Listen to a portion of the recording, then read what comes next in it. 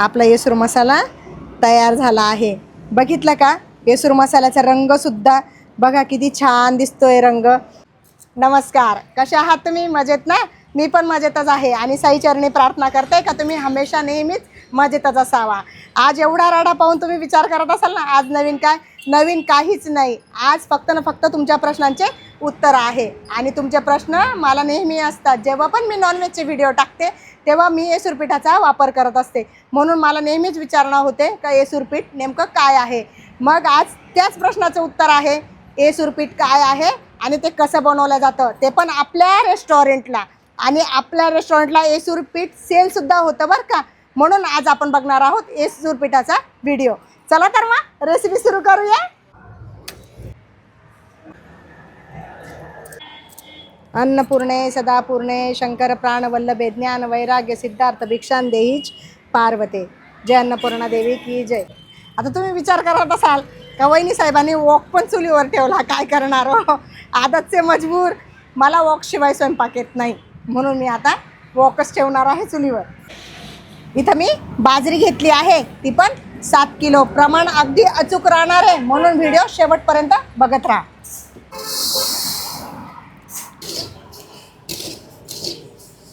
हे बघा, बाजरी अशी गव्हाळ्या रंगाची होईपर्यंत आपल्याला भाजायची आहे.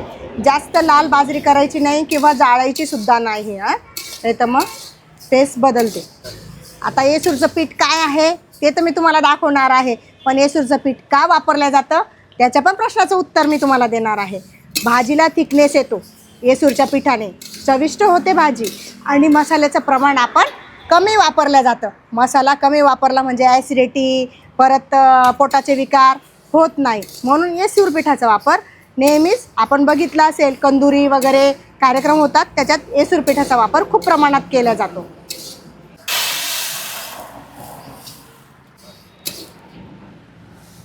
बाजरी आपली पूर्ण भाजल्या गेलेली आहे.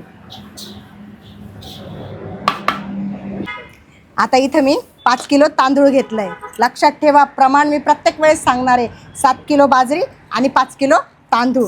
तांदूळसुद्धा आपण भाजून घेणार आहोत, पण जास्त नाही, अगदी कमी प्रमाणात तांदूळ भाजायचा आहे आपल्याला. हे बघा, थोडासा असा रंग बदलला की तांदूळ लगेच काढून घ्या. इथं मी रॅशनच्या तांदळाचा वापर केला आहे. तुम्ही कुठलेही घेऊ शकता, पण मला तरी वाटतं का हेच तांदूळ योग्य असतात.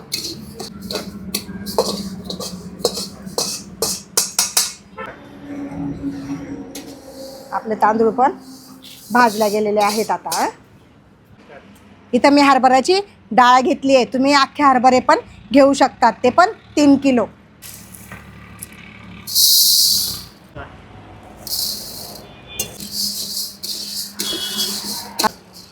हे बघा, हरभऱ्याची डाळ पण अशी मस्त छान अशी खमंग भाजून घेतली. मस्त सुवास दरवळतोय डाळीचा. आता डाळ पण आपण त्याच्यात काढून घेऊया. इथं मी हिरवा मूग घेतला आहे, ते पण 1.5 किलो. तुम्ही डाळ वापरली तरीसुद्धा चालेल.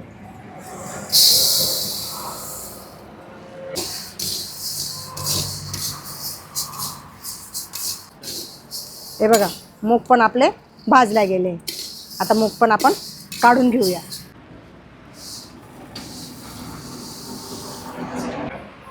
इथं मी मसूर घेतले आहे, ते पण अर्धा किलो.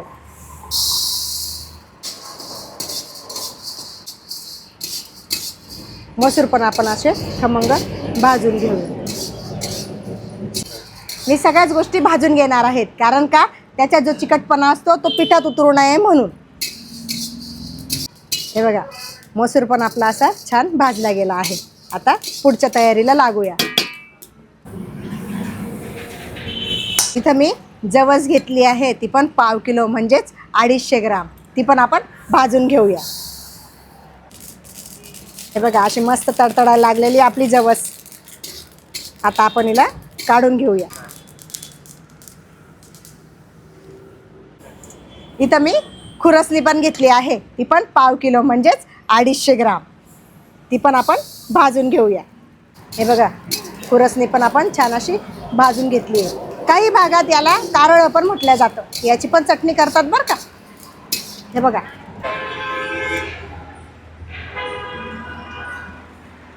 इथं मी तीळ घेतली आहे, ती पण अर्धा किलो. ती पण आपण अशी छान खमंग भाजून घेऊया. हे बघा, तीळ पण मस्त छान अशी भाजल्या गेली आहे. ती पण आपण काढून घेऊया.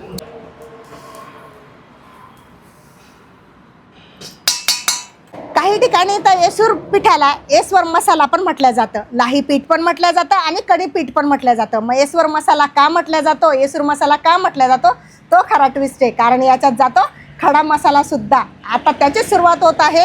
आपण टाकणार आहोत याच्यात धणे, ते पण भाजून, आणि ते पण 1 किलो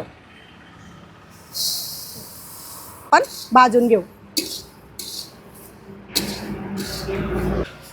धणे पण असे आपले छान भाजले गेले, ते पण काढून घेऊ. इथं बडीशोप पण घेतली आहे मी, ते पण 250 ग्राम. आणि सोबत भाजणार आहोत आपण शहाजिरे 100 ग्रॅम. आता तुम्ही विचार करत असाल का हे दोघं मी एकत्र का भाजते. त्याच्यात काहीच लॉजिक नाही आहे. व्हिडिओ जास्त लॉंग होऊ नये म्हणून मी दोघं एकत्र भाजत आहे.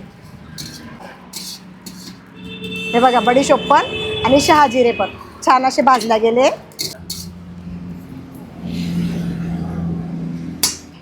इथं खडा मसाला घेतला आहे 100 ग्रॅम आणि तेजपान घेतले 20 ग्रॅम.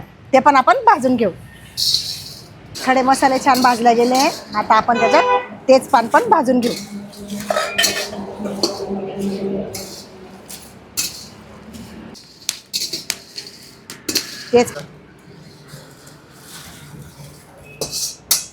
इथं मी 100 ग्रॅम ओवा घेतला आहे, तो पण भाजून घेऊया. आणि मेथी दाणे अगदी 1 चमचा असे घेतले, तुम्ही नाही टाकले तरी चालतील. मेथी दाणे आणि ओवा छान असा भाजला गेला आहे. बघा, ओवा आणि मेथी दाणे असे छान भाजले गेले आहे.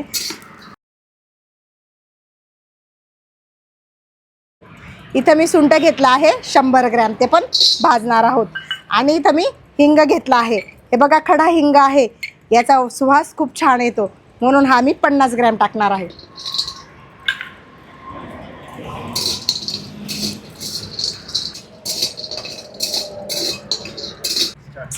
हिंग आणि सुंठ भाजल्या गेल्यानंतर ते मी साईडला ठेवणार आहे, कारण ते मी थोडेसे बारीक करणार आहे. इथं जायफळाचे 2 नग घेतले, ते पण मी याच्यात टाकून घेणार आहे, कारण आपण हे खलबत्त्यात बारीक करणार आहोत आणि मग दळायला देणार आहोत. इथं मी खसखस घेतली आहे, ते पण 100 ग्रॅम. ती पण आपण भाजून घेऊ. खसखस आपली छान भाजल्या गेली आहे, ती पण आपण काढून घेऊ. इथं आपण येसूर मसाला करत आहोत, ते पण रेस्टॉरंटचा. आणि रेस्टॉरंटमध्ये कसुरी मेथी वापरल्या जाणार नाही असं कधी होणार आहे का. इथं मी कसुरी मेथी पण घेतली आहे, ती पण 100 ग्रॅम. ती पण भाजून घेऊ आपण. कसुरी मेथी पण छान भाजल्या गेली आहे, आणि आपण त्याच्यात आता मिक्स करू.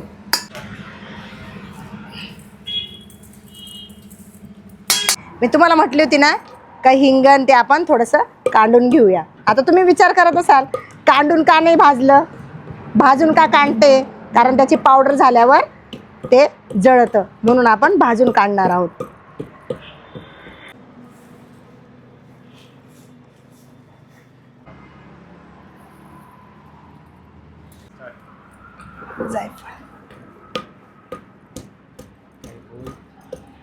पण काढून घेतलंय.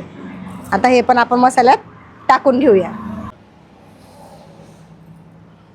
आता राहिलंय आपलं सुंठ, ते पण थोडंसं आपण काढून घेऊ.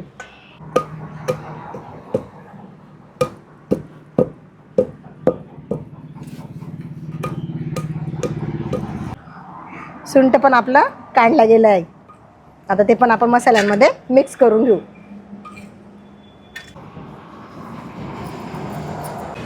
आता मसाल्याची सगळी भाजून झाली आहे, पण इथं संपत नाही, कारण आता हा मसाला आपण दळून आणणार आहोत. हे बघा, आपला येसूर मसाला तयार आहे.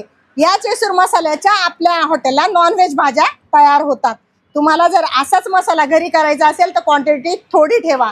मी हा मसाला गिरणीतून काढून आणलेला आहे, म्हणून मी याला चाळणार नाही. पण तुम्ही जर मिक्सरमध्ये करत असाल तर तो चाळून घ्यायला विसरू नका. आणि हो, मी तुम्हाला म्हटली होती ना का हा मसाला सेल पण होतो आपल्या रेस्टॉरंटला. तुम्हाला जर हवा असेल तर स्क्रीनवर दिलेल्या नंबरवर व्हॉट्सअप करा. धन्यवाद.